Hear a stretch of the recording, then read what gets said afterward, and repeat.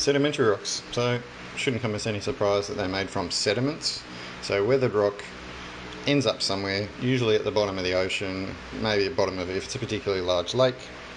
Well, look, sediments get everywhere, but they don't always form rock when they get there.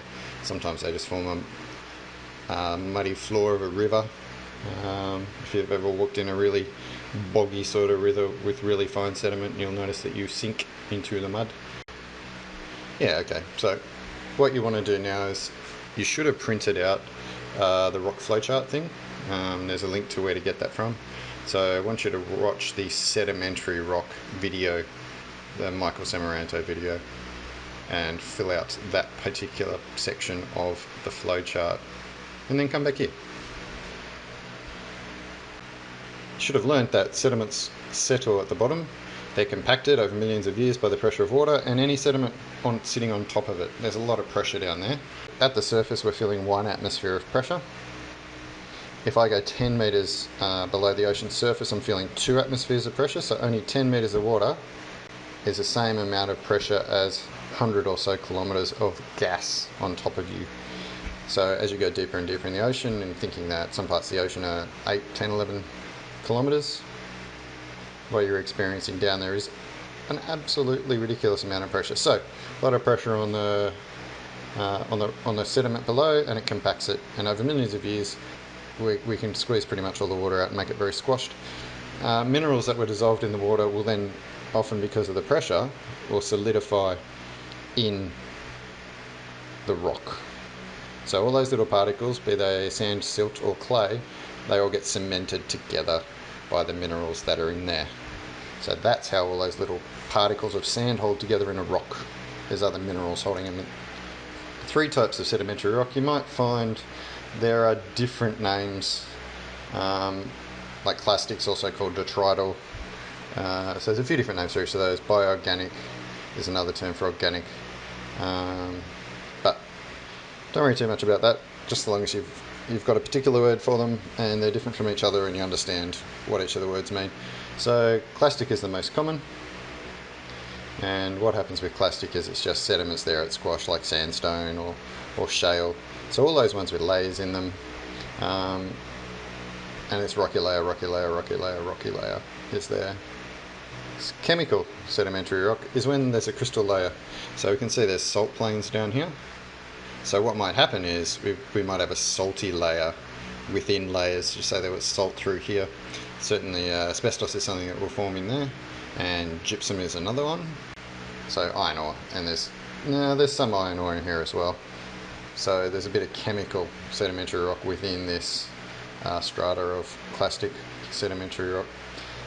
Organic, this was a limestone, and we can see there is there is a fossil in there.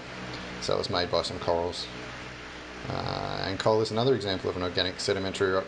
So this is gypsum, but that's not really the gypsum you're going to find in a layer. That's called rose gypsum. It's quite beautiful. Often you'll see that as the example of a chemical sedimentary rock, the mineral gypsum, but it's not going to form like that within a rock necessarily, or it'll get squashed. So these guys are pretty cool. They're called stromatolites. This is near Shark Bay. It's a place called Hamelin Pool. These guys are thousands of years old, these particular ones. However, stromatolites were one of the earliest, most primitive organisms on the planet. In fact, they were responsible for oxygenating our atmosphere. So the oxygen that's in the atmosphere, before stromatolites came around, the atmosphere was mostly carbon dioxide. Life started, but life wasn't doing photosynthesis. So these guys were the first organisms to do photosynthesis. So there's a couple of different species at Shark Bay. Basically, the outer layer is the living layer. The rest of it is dead ones, and they just grow on top of each other, which is pretty cool. So chemical again. So we're looking at stalactites and stalagmites. So they're pretty much limestone.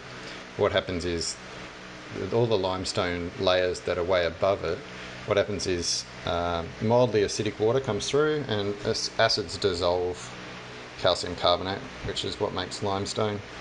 And then it comes in here and it's a little bit cooler. Cooler water doesn't dissolve as well. And so all the little crystals pop out and they build these structures as the water runs down, atom by atom by atom. They're forming these, they're building these things. So again, thousands of years, millions of years, maybe not millions for these ones, but there's probably some around the place that are millions of years old. Who knows? And this is actually not where the water is, the water's down here. So that was on the water, on the surface of the water, that one's slowly building up. These are along Caves Road near Margaret River. So sedimentary rock forms in layers. Younger layers are on the top, older layers are on the bottom. That seems pretty straightforward, doesn't it? So you've got layers and then more layers go on top and then on top and then on top. So it makes sense that the one on the very top is the youngest. Sedimentary rocks are softer, or you might want to use the word weaker, than the other rock types. And we'll get to that when we talk about those ones. Okay, can contain fossils. Ooh, and that's a video in the links, so have a look at that. Or other organic matter. They're made of sand, silt and clay, and there might also be pebbles and rock fragments or even boulders. So common sedimentary rocks: sandstone, limestone, shale and siltstone. So limestone here, we can see there's corals actually in that, but they've been ripped apart. So they're original, they're actually the corals themselves. We can see fossils that are in them. This is a sandstone, it's got bigger particles. These are fossils as well. Here's another fossil, just in here. That's a shale, so much finer than a sandstone, isn't it? Much smoother. And a siltstone, that's quite fine as well. Little tiny little particles. So clayey type particles are in that. Okay, wouldn't hurt for you to do these questions though. So if you want to pause it there and answer the questions now.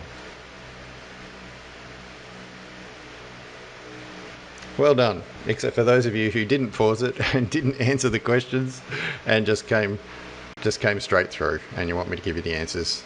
Sedimentary, igneous, metamorphic. Sandstone is clastic. Limestone is... the three kinds of sedimentary rock are chemical, organic and clastic. An example of a chemical sedimentary rock could be halite, and halite's just really its salt. An example of a clastic sedimentary rock, we can go with sandstone, or we could go with shale. And an example of organic sedimentary rock would say coal, or we could say limestone. Sedimentary rock forms at the bottom of water bodies. And the how? Well, sediment gets there, compaction and cementation. Compaction happens through pressure, cementation happens when little minerals glue the particles together. If I found an ancient fossil in some dirt or near a river, explain how it might have gotten there.